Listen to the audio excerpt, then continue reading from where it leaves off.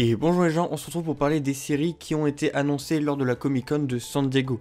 Et donc évidemment, je vais vous dire un peu ce que j'en pense, etc. Alors déjà, je le dis parce que j'imagine qu'il y en a qui se le demandent. Non, ces séries ne sortiront pas sur Netflix et ces séries n'ont rien à voir avec Agents of S.H.I.E.L.D., Daredevil, les Defenders, Luke Cage, etc. Déjà parce que maintenant, toutes les séries Marvel vont normalement se retrouver sur la nouvelle plateforme de streaming qui arrivera bientôt, Disney+, c'est-à-dire le 12 novembre aux États-Unis et qui cataloguera tous les films et séries faisant partie de Disney, que ce soit Marvel, Star Wars, les classiques, etc. Et donc c'est pour ça d'ailleurs que les séries Netflix Marvel se retrouveront sur Disney+. Mais là, les séries qui ont été annoncées font partie du même univers, donc c'est-à-dire du Marvel Cinematic Universe. Donc c'est-à-dire que tout ce qui s'y passera, bah forcément ce sera dans le MCU. Et certains événements qui se passeront dans les séries auront un impact dans les films et vice versa. Alors d'un côté c'est cool parce que comme ça permet à Marvel Studios d'avoir un nouveau format plus long. Mais le côté négatif c'est que il y aura certains films où pour comprendre tel ou tel événement, faudra avoir vu avant telle ou telle série. Et il est où le point négatif dans tout ça ? C'est le fait que du coup, pour continuer à comprendre les événements du MCU, faudra payer un abonnement chaque mois Disney+, qui est certes pas très cher, mais ça reste payant. Et je dis plus ou moins parce qu'heureusement il existe des sites de streaming gratuits. Parce que bon, payer un abonnement tous les mois pour au final regarder une série tous les 6 mois, juste pour comprendre ensuite les films qui sortent au cinéma, je vois pas trop l'intérêt. Enfin, je veux dire, je vais pas payer un abonnement pour voir une série tous les 6 mois. Parce que bon, contrairement à Netflix, Disney Plus a pas un catalogue non plus incroyable. Hein. C'est-à-dire que, alors, même si je suis fan de Marvel, je vais pas m'enfiler un film de Marvel tous les jours. Donc, c'est pas ces films Marvel qui me plaisent. Enfin, j'en regarde un occasionnel. Les classiques, c'est pas du tout mon truc. Même si les nouveaux classiques sont bons au niveau Ralph, etc. Mais je le regarde une fois, je le regarde pas 20 fois. Et pour les films Star Wars, même si j'aime beaucoup cet univers, le visionnage d'un film Star Wars reste quand même occasionnel. Donc au final, ce qui m'intéresse le plus, c'est les séries Marvel, sachant qu'il y en a une qui sort à peu près tous les 6 mois. Voilà, c'est pas comme Netflix, où dans Netflix, qui propose un tas de films et un tas de séries dont j'ai vraiment envie d'aller voir, qui m'intéressent beaucoup. Et du coup que j'irai voir, alors que Disney, ce qui m'intéresse c'est Marvel, Star Wars, j'ai déjà tout vu, donc bon, les séries qui sortent une fois tous les 6 mois, c'est pas ouf. Donc ouais, franchement, flemme d'acheter un abonnement pour l'utiliser qu'une seule fois par mois, alors que je paye tous les mois quoi. Donc ouais, le streaming gratuit me sauvera beaucoup, fort heureusement. Du coup, je trouve ça pas très... Même si le prix reste honnête d'un abonnement, je trouve ça pas très cool de faire des séries qui, du coup, auront un impact sur les films. C'est pas très cool. Mais bon, bref, on va revenir sur le sujet, les séries qui ont été annoncées. La première série qui sortira en automne 2020 sera The Falcon and the Winter Soldier. Elle portera donc sur les aventures de Sam Wilson alias le Faucon et Bucky Barnes alias le Soldat d'hiver, et ils affronteront donc Helmut Zemo qui est un méchant déjà vu dans Captain America Civil War, et c'est d'ailleurs à cause de lui que Steve Rogers et Tony Stark se sont embrouillés. Pour ceux qui ne se souviennent plus de qui il s'agit, il faut juste savoir qu'il n'a aucun super pouvoir ou capacité spéciale quelconque. C'est juste un ancien père de famille habitant autrefois en Sokovie qui a vu sa famille se faire tuer lorsque les Avengers ont affronté Ultron dans Avengers 2 et que malheureusement lors de la bataille certains immeubles se sont effondrés dû à l'île volante, ce qui a donc fait pas mal de morts, dont donc la famille de Zemo. Mais du coup à la fin de l'épisode Civil War, il se fait arrêter et incarcérer de manière très sécurisée. Donc là évidemment on peut imaginer qu'on ne sait pas avec quelle aide ou quoi il va réussir à s'enfuir tout simplement. Et il va refoutre le chantier, etc., la pagaille pour se venger et pour venger sa famille. Et c'est là que Sam et Bucky vont devoir intervenir. Alors dans les comics, il est connu sous le nom de Baron Zemo et porte cet accoutrement qui ne ressemble en aucun cas à celui dans le film. Mais récemment, l'acteur a publié 2 photos de lui en tant que Zemo, une à visage découvert et une autre qui est la plus intéressante étant donné que l'on peut le voir avec sa fameuse cagoule rosée. Ce n'est pas confirmé à 100%, mais on devrait sans doute revoir Sharon Carter qui est la nièce de Peggy Carter que l'on peut voir dans Captain America The Winter Soldier et dans Captain America Civil War. C'est aussi une agent du S.H.I.E.L.D. et elle a entre autres aidé Steve, Sam Sam et Bucky dans Civil War et aussi embrasser Captain America. À part ça, il y a donc eu un logo qui a été révélé et Anthony Mackie, l'acteur de Sam Wilson, a annoncé avoir essayé son nouveau costume. Donc à mon avis, et c'est très attendu, il y aura un nouveau costume qui sera un mélange entre Captain America et sa tenue de faucon comme dans les comics, car on n'oublie pas qu'à la fin d'Avengers Endgame, Captain America donne son bouclier à Sam et le nomme nouveau Captain America. D'où d'ailleurs le logo de son bouclier dans le logo de la série. Sinon, j'ai plutôt hâte de voir cette série. Le duo Sam Bucky m'intéresse. Ça peut être marrant de voir comment ils vont travailler ensemble tout simplement. Et puis du coup on retrouvera, je pense, j'imagine une petite dose d'humour avec Anthony Mackie. Et puis après pour Zemo, j'ai du mal à savoir qu'est-ce qu'il fera, quelles seront ses intentions, parce que bon, son intention de base c'est de diviser les Avengers. Il a réussi dans Captain America Civil War et il a réussi pendant 2 films à séparer les Avengers et encore. Du coup, maintenant, je vois pas trop ce qu'il va faire d'autre. Enfin, du coup, il y a plus trop surtout que l'équipe Avengers n'existe plus trop, en fait. Tout le monde est un peu dans son coin maintenant, etc. Donc, à voir ce qui va devenir. La deuxième série sera WandaVision. Et du coup, ça parlera de WandaVision. Je pense qu'on peut pas faire plus original en termes de titre. Et ça sortira au printemps 2021 aux US. Les événements de cette série se dérouleront après ceux d'Avengers Endgame, ce qui suit donc la continuité du MCU. Le plus intriguant ici, c'est déjà comment Vision va-t-il pouvoir être de retour, car souvenez-vous, il se fait tuer par Thanos dans Avengers Infinity War, et en aucun cas il ne se fait ressusciter dans Endgame, donc il est techniquement bel et bien mort. Rien n'a été communiqué à ce sujet, tout s'est déroulé lors de la conférence comme si tout était normal. L'une des grandes surprises de cette série est l'arrivée de l'actrice Teyonah Parris, qui jouera le rôle de Monica Rambeau, personnage déjà rencontré dans le MCU étant donné qu'il s'agit de la fille de Maria Rambeau, qui était la meilleure amie de Carol Danvers dans le film Captain Marvel. Si vous vous souvenez bien, Maria a une fille qui, dans les comics, une fois l'âge adulte, elle devient policière et est frappée par une décharge d'énergie extradimensionnelle provenant d'une arme fabriquée par des terroristes. Grâce à cet accident, Monica peut se transformer en tout type d'énergie, comme les ultraviolets, la lumière, etc. et peut lancer des rayons du type d'énergie dans lequel elle s'était transformée. Et c'est plus ou moins ce qui va se passer ici, j'imagine, étant donné qu'elle a grandi depuis les événements du film Captain Marvel qui se déroulait dans les années 80, et elle jouera là aussi une super-héroïne comme l'a confirmé l'actrice et aura un rôle plutôt important dans la série. Sinon, pendant la conférence, Kevin Feige et les autres acteurs n'ont pas arrêté de dire qu'il fallait s'attendre à des choses étranges. Alors ça va un peu tout et rien dire, donc ça c'est chelou.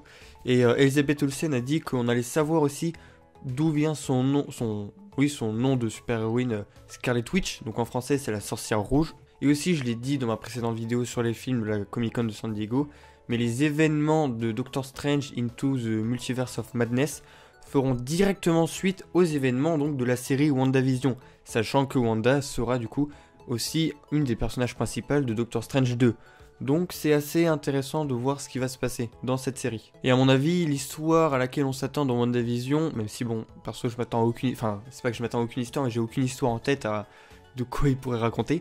Je pense que ce sera assez chelou, du coup, vu qu'ils annoncent ça comme quelque chose d'étrange. Et ce qui est cool, c'est que du coup, on va enfin pouvoir développer la relation Wanda et Vision, étant donné que, développer une relation amoureuse pour des personnages secondaires, voire même tertiaires, dans les films Avengers, c'était assez compliqué. Déjà que Marvel n'arrive pas à gérer une relation amoureuse entre deux personnages principaux, Natasha Banner, qui était complètement raté, enfin c'est vraiment le pire truc, vraiment c'était éclaté au possible et ça amenait à rien.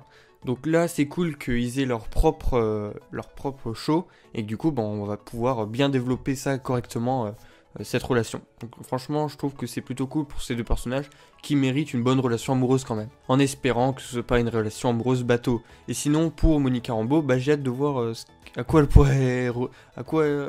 elle sert dans cette série et pourquoi est-ce qu'elle va apparaître dans cette série avec ces personnages là quoi. La prochaine série on impatiente beaucoup et elle sortira aussi en printemps 2021, mais après la sortie de Doctor Strange in the Multiverse of Madness au cinéma. Il s'agit d'une série sur Loki, le frère de Thor, qui faisait partie des meilleurs méchants du MCU, même si depuis Thor Ragnarok on ne savait plus trop dans quel tel quand il était. Alors oui, pour ceux qui ont bien suivi les films, Loki meurt dans Infinity War, et tout comme Vision, il n'est pas ressuscité dans Endgame, ce qui en fait un personnage définitivement mort. Mais du coup, comment ils peuvent faire une série dessus? Tout simplement parce que le Loki de cette série ne sera pas exactement le même que celui que l'on a toujours connu. Vous vous souvenez d'Avengers Endgame, quand l'équipe composée d'Iron Man, Captain America et Ant-Man se rendent dans la tour des Avengers en 2012, c'est-à-dire à l'époque d'Avengers 1. Et au moment de récupérer le Tesseract, ils font une gourde et le Loki du passé récupère le Tesseract et se téléporte en lieu sûr. Eh bien, il s'agit de ce Loki-là que l'on suivra donc du coup dans sa timeline, celle qui a été vue dans Avengers Endgame.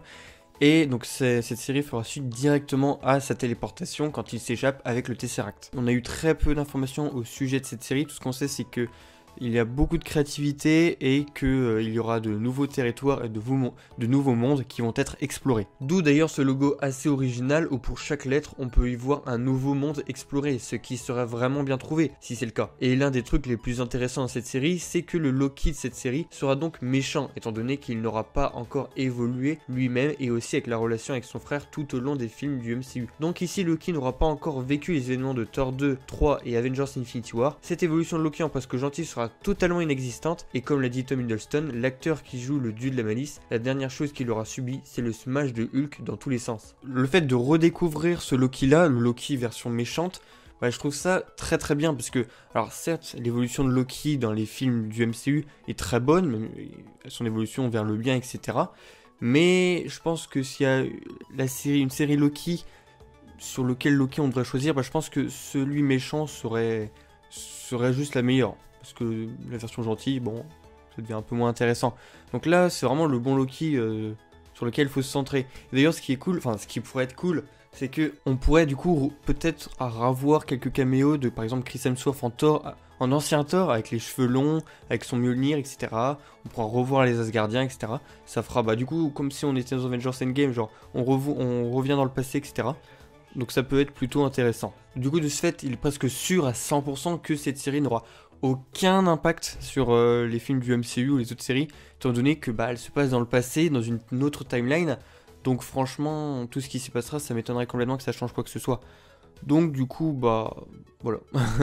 Ce sera l'une des seules séries qu'il ne faudra pas obligatoirement voir, je pense. Alors je fais une petite aparté rapide, juste pour dire que non, Loki ne voyagera pas dans le temps dans cette série. Parce que je vois plein de bêtises qui ont été dites dans des articles, etc. quand j'ai voulu me renseigner pour faire ma vidéo, comme quoi Loki allait voyager dans le temps, etc. Alors non, il n'a pas de machine à voyager dans le temps, il n'a pas de DeLorean, et non, le Tesseract ne permet pas de voyager dans le temps. Le Tesseract, c'est la pierre de l'espace, ça permet de se téléporter partout dans l'espace, et non dans le temps. Sinon, le Tesseract bah, serait la pierre du temps, et pas de l'espace. Donc non. Parce que du coup, quand je me suis renseigné pour les articles, je voyais plein de trucs qui se contredisaient, et du coup j'ai dû aller voir moi-même les interviews, etc., la conférence, etc., par moi-même, pour voir ce qui avait été vraiment dit. Parce que à chaque fois que je lisais un article, eh ben, le suivant contredisait celui que j'avais lu précédemment. Du coup je comprenais rien du tout, parce que je voyais même des articles qui disaient qu'on pouvait voir dans le logo Loki, les différents voyages dans le temps, les différentes périodes dans le temps où il allait voyager. Et non, pas du tout, à aucun moment ça a été dit, à aucun moment il y a quelque chose qui est dit indirectement ou quoi. On n'a jamais parlé de voyage dans le temps, jamais de truc ou quoi. Le seul truc qui a été dit en réalité, c'est Tom Hiddleston qui dit que dans cette série Loki, il parle de Territories and Otherworld. Donc des territoires et des autres mondes. Et à aucun moment il ne parle de dimensions parallèles. Parce qu'il y en a même qui disaient qu'il allait aller dans d'autres dimensions, etc.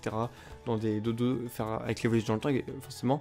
Ou alors dans d'autres mondes. Non, il va dans d'autres mondes, dans d'autres territoires. Les mondes, c'est pas forcément des dimensions parallèles. C'est pas non plus des...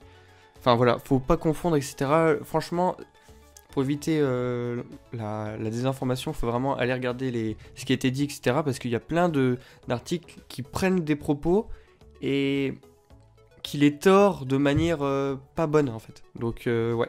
Non, Loki ne voyagera pas dans le temps techniquement. Ou alors, même, imaginons il le fasse, bah, là, on peut pas le dire. Il n'y a rien qui nous confirme que c'est le cas. Je peux dire même plein de trucs, ça peut être vrai comme ça peut être faux. Donc là, on n'a aucun indice, vraiment. À ce sujet. La série qui suivra celle portée par Loki sortira en été 2021 et elle est un peu particulière car elle ne porte pas sur un personnage en particulier. En gros, elle est basée sur les comics, qui est une série de comics qui se nomme What If, donc en gros en français et si, 3 petits points, point d'interrogation. Et en gros, dans chaque comics de cette série, donc dans chaque épisode, il y avait un nouveau What If. Par exemple, dans les comics, on peut retrouver un et si Spider-Man faisait partie des 4 Fantastiques, et si Daredevil avait tué le Caïd, et si Captain America avait disparu lors de la Seconde Guerre mondiale, etc. Et du coup, dans chaque comics, on pouvait retrouver les aventures qui ne duraient donc que le temps d'un comics, de réalité alternative suivant son titre qui engendrait tout un tas de conséquences qui ne sont jamais arrivées dans la timeline de base. Et donc la série qui est annoncée ici lors de la Comic Con de San Diego est en gros une adaptation animée et non en live, je le rappelle. Le premier épisode devrait être et si Peggy Carter était devenue Captain America et non Steve Rogers.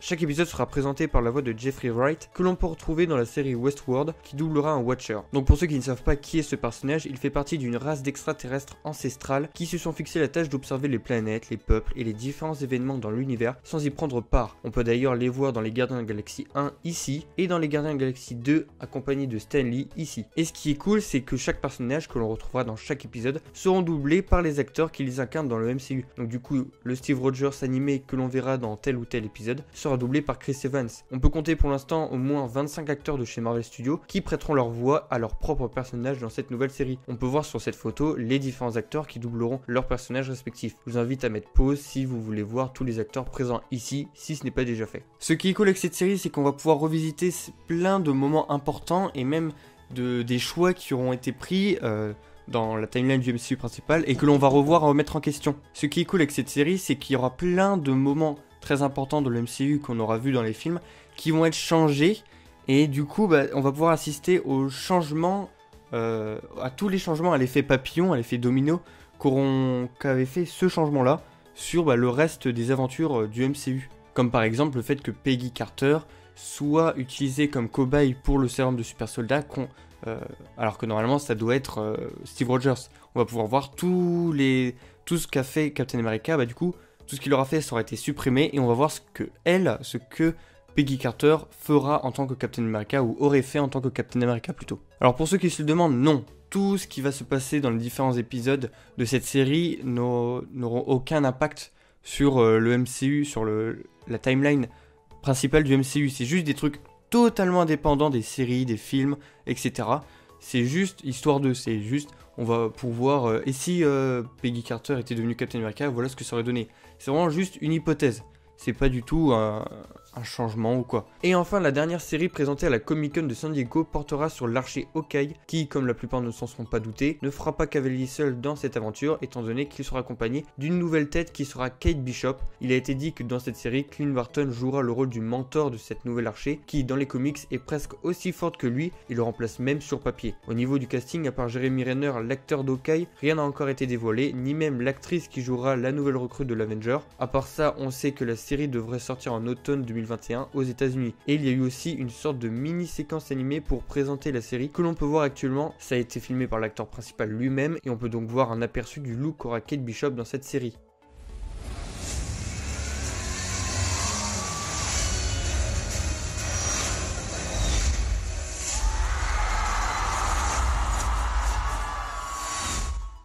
J'attends évidemment d'avoir un peu plus d'informations au sujet de cette série parce que bon, à part savoir qu'il y aura minimum 2 personnages dans cette série, on sait rien d'autre.